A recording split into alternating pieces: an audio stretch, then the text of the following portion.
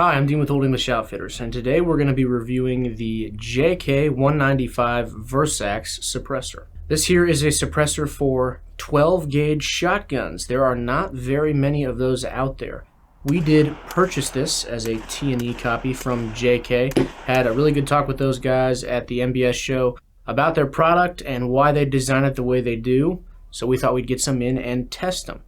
We also got one of their pistol cans in, the 105 CCX, and we've been testing that one as well. 12 gauge suppressors, they're a little odd, mainly because you're not dealing with a single projectile. So suppressor companies have to get a little bit creative with how they construct the baffles of that suppressor so that you don't get just baffle strikes every time, blowing the end cap off the can. JK, along with Silencer Co., make two, I think, of the best 12 gauge suppressors out there. Now, the Versax is the shorter configuration.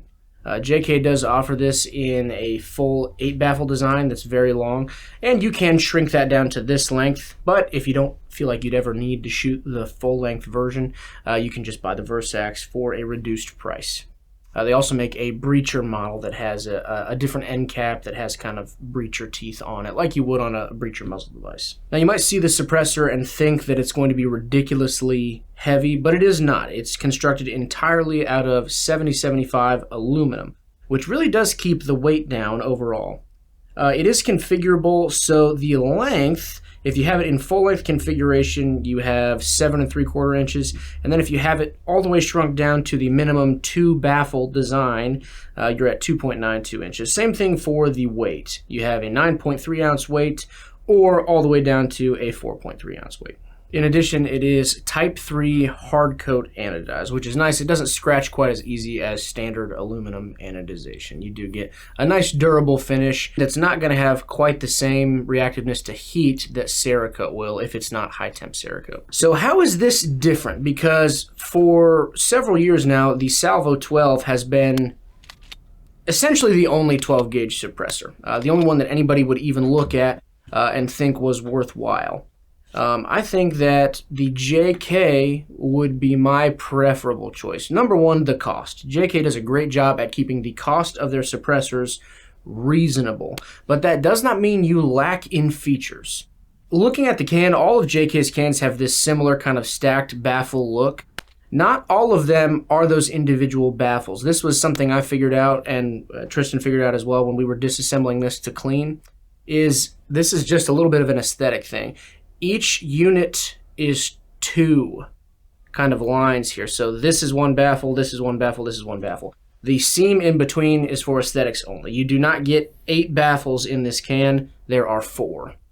And if you take those baffles apart, you have a tapered design that's going to help the shot or projectile, whatever it would be, feed through the entirety of the suppressor. As far as attachment goes, JK uses a muzzle device system, their Bald Eagle choke system. So they have it available for a wide variety of choke patterns. You buy this muzzle device, and that muzzle device is also a modified choke. So you thread that in. They recommend you use blue thread locker to torque spec. And you have some nice heavy threads that are going to be really durable, and then a single taper. Leave that on your shotgun. You can shoot it as normal, unsuppressed, with a modified choke, like you probably would be anyway. Most people just leave the modified choke in their shotguns. Then you have the ability to thread this suppressor on, lock it against that taper, and it's going to stay on there until you want it to come off. They also have the option of different chokes for the end caps. You can remove this end cap and buy from JK different choke patterns, everything up to a full choke. The 195, along with most of JK's suppressors that are serviceable, are packable cans. And what I mean by that is you can remove the baffles and pack them with, usually Vaseline is going to be the easiest and cheapest choice. You pack each individual baffle with that, and that's going to give you a lot better tone while that stuff is inside the can. Obviously, as you shoot it, it's going to burn out and shoot out of the can. You can run it dry without any problem, but it is going to sound better if the suppressor is packed. In our testing, we really found that to be the case.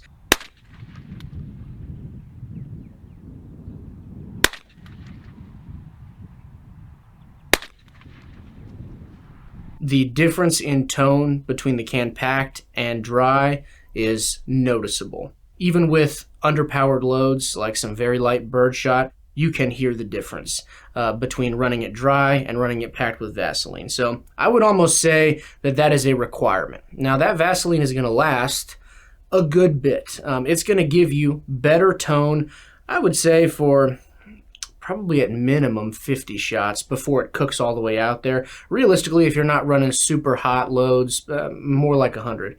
But probably you fall off optimal suppression after 15 to 25 shots, you know, a box of ammo. Because as soon as you start shooting that can, it starts heating up.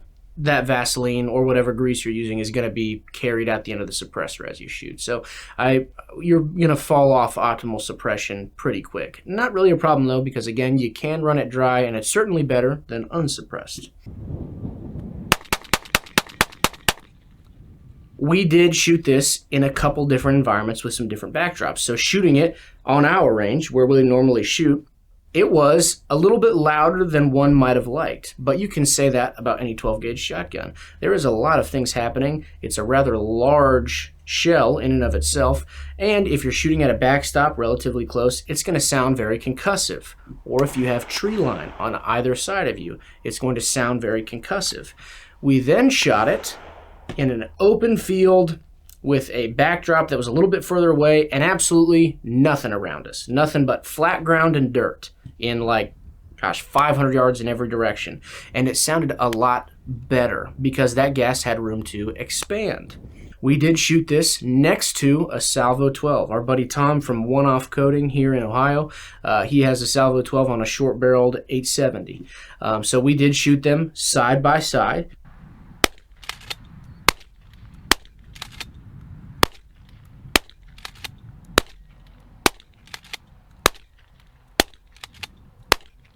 Probably one of the only comparisons we'll make. I think that the JK 195 sounds every bit as good as the Salvo when it's packed.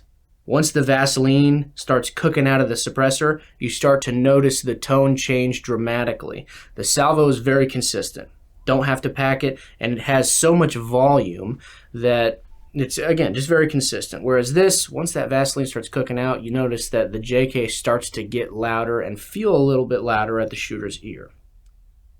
That being said, we still enjoy the performance of it. Again, when you apply it to different scenarios, you get a little bit different performance. When you're shooting really close to the berm, say we're shooting steel targets or running a drill with a 1301, it doesn't sound as good as you would like, even if you pack it, because a lot of that sound is bouncing back at you. Even then, I think for the price point you can buy the suppressor at, it is a good addition to your NFA collection. It performs very well, it is cost effective, and you're not married to it like you are with other 12 gauge suppressors that are basically fixed to the barrel unless you clamp it in a vise and unfix it. This is optional. You can run your shotgun unsuppressed with no trouble with the choke tube in and thread this right on, quick detach, like any other suppressor on a rifle or a pistol if you're using direct thread or like a cam lock system. Guys, that's the review. Thank you so much for watching and engaging with our suppressor content. If you like what you saw, please like this video, leave a comment, and subscribe to our channel. I'm Dean with Old English Outfitters, and we'll see you next week.